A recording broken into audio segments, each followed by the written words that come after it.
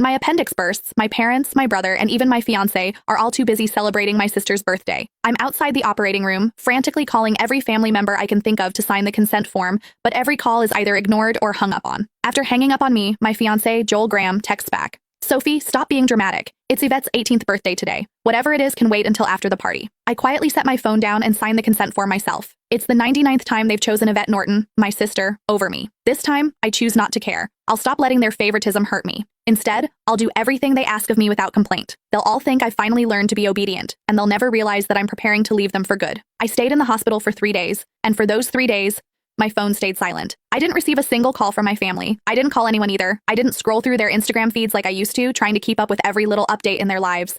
Instead, I just quietly rested in my hospital bed and dragged my weak body around for checkups and payments. Even on the day I was discharged, I didn't tell a soul.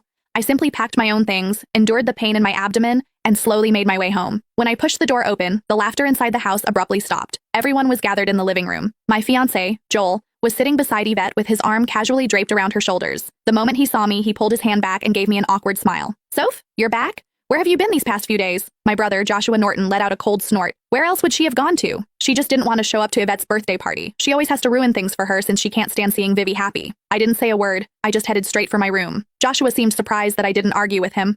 Normally, whenever he accused me of being selfish, I would break down in tears and desperately defend myself.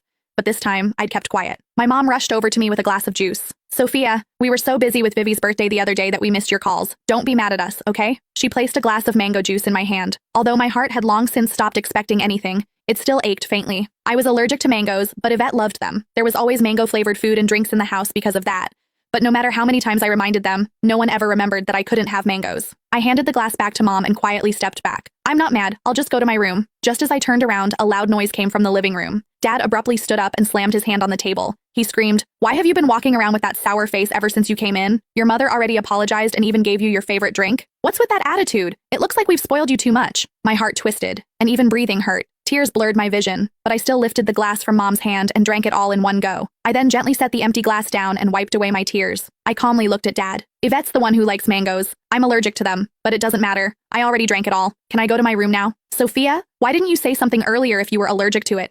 Who told you to drink it? You're so stubborn. Mom panicked and quickly patted my back. Dad looked embarrassed, but he still harshly replied, "You could have just explained yourself. You've always had that unlikable attitude. You're nothing like Vivi. She knows how to communicate." Yvette's voice drifted over from the couch. "Dad, don't say that about Sophia. You'll make her sad." She sounded gentle, but the smugness in her eyes was impossible to hide. Yvette had always used my dullness to highlight her perfection. No matter what it was, she loved comparing herself to me. She would only be satisfied when she got to trample me. I should have felt hurt, but